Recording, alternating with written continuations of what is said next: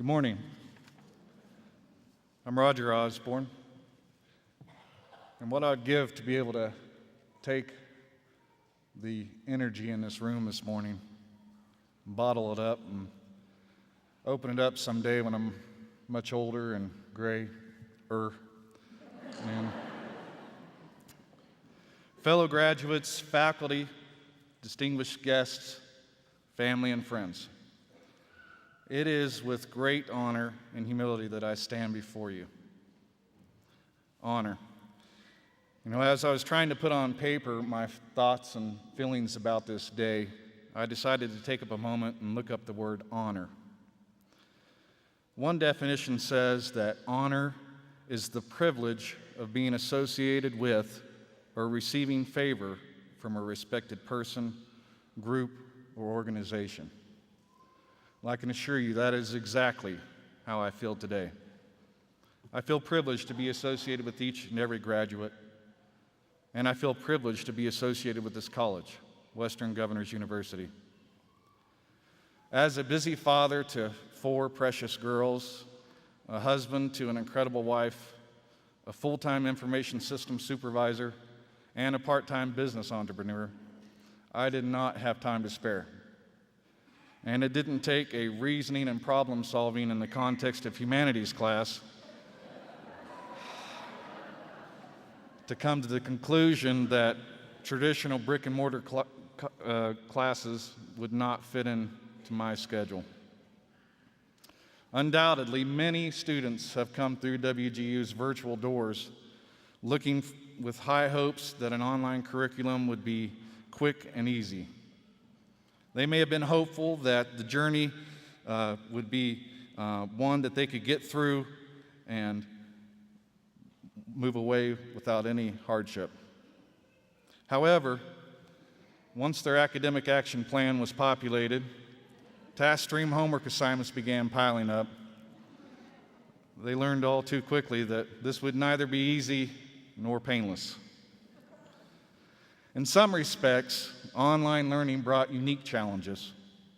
Most, if not all of us, have families, jobs, and countless responsibilities competing for our time each day.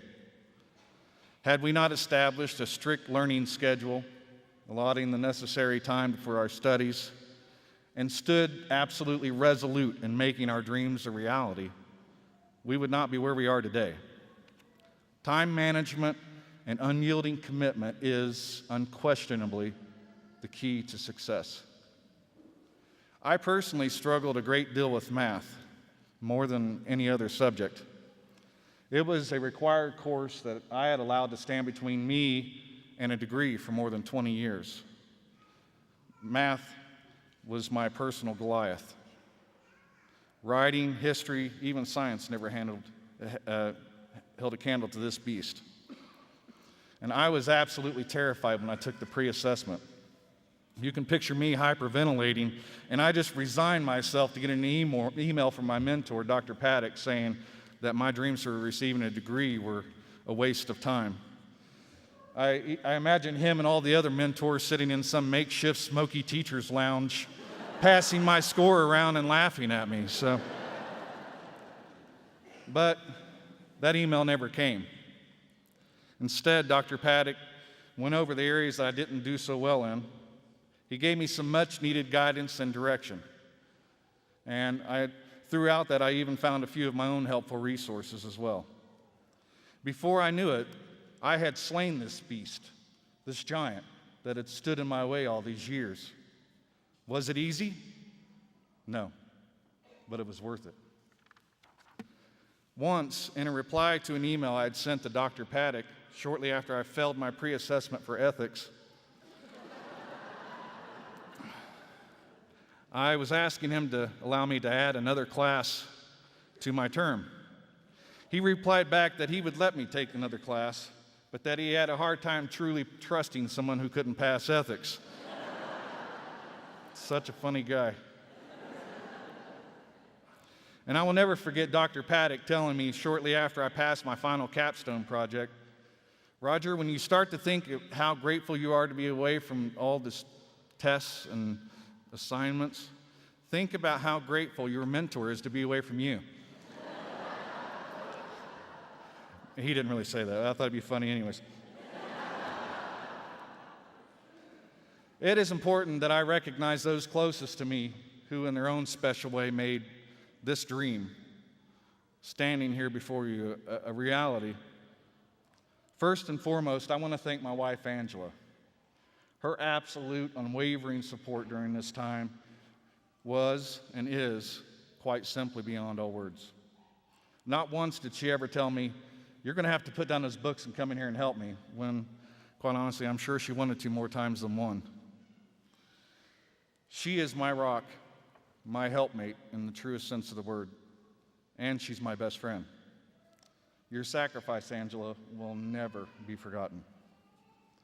I would also like to thank my children, Julie, Kara, Rhiannon, and Sarah, who reminded me each day why this goal held such significance and meaning. Not only to allow me to provide each of them with a better future, but also to show them that a long-held dream by their father could be stitched and woven into reality. Not to say there weren't sacrifices.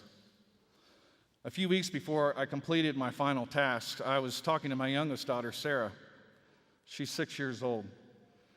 And I told her as we were eating breakfast one morning, I said, I'm only 2 courses away from finishing my degree.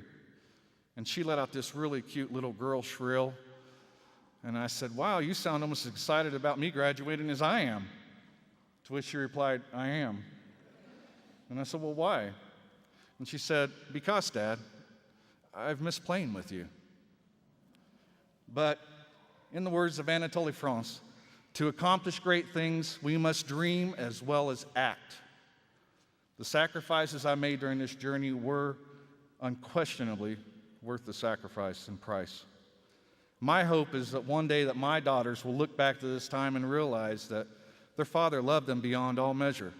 And he proved his love not only in the times that he spent laughing and playing, but also in the time that he spent in quiet solitude, preparing for this next journey in this bittersweet event.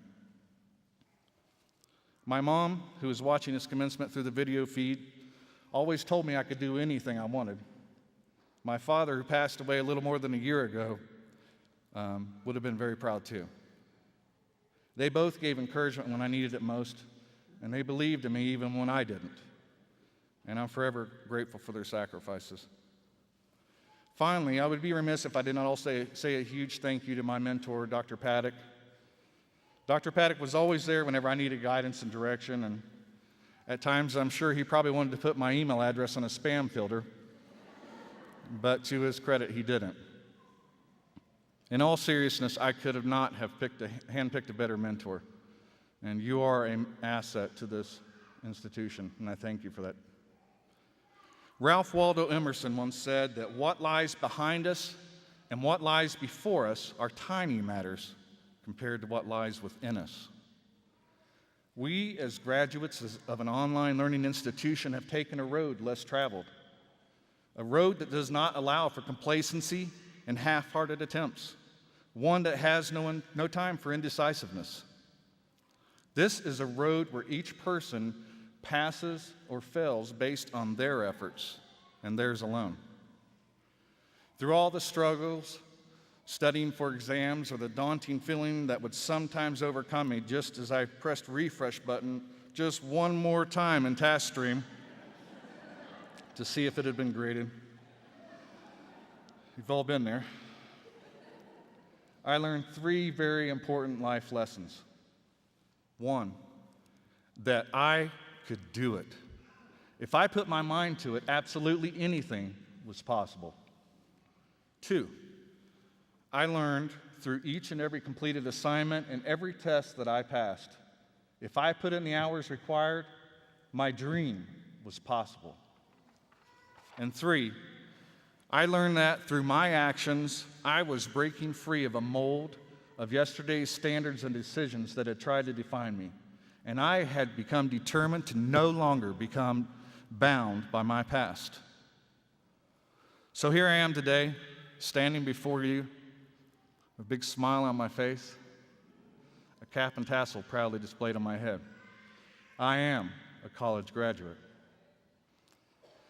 All of the graduates here today can be proud that we have prevailed against the shadows of doubt, which attempted to poison our minds and by telling us that we would fail. We have stood squarely in the face of raging storms and wind that would have tossed us off course had we not resolutely sworn to reach the uncharted lands just over the horizon. Milton Berle was once quoted as saying, "If opportunity doesn't knock, build a door." Well, each of us here can be proud of the door standing before us. With great precision and steadfast purpose, we have, through countless hours of studying and learning, crafted a solid frame and an exquisite door through which we can all pass. And standing just across that threshold, our future has never been brighter. In parting, I leave you with these final thoughts. Success is not based on your past, only on your present and future. And there are very few, if any, who have had greatness thrust upon them without them first having moved in the direction which greatness stood. And finally, President George W. Bush, who famously had a C average in college, once told the graduating class of Yale, "To those of you who received honors, awards, and distinctions, I say well done. And to the C students, I say you too may one day be President of the United States." If that is your goal, just make sure your father's President of the United States first. In all sincereness, I salute each of you, and I wish each of you nothing but continued success. Thank you, and have a good day.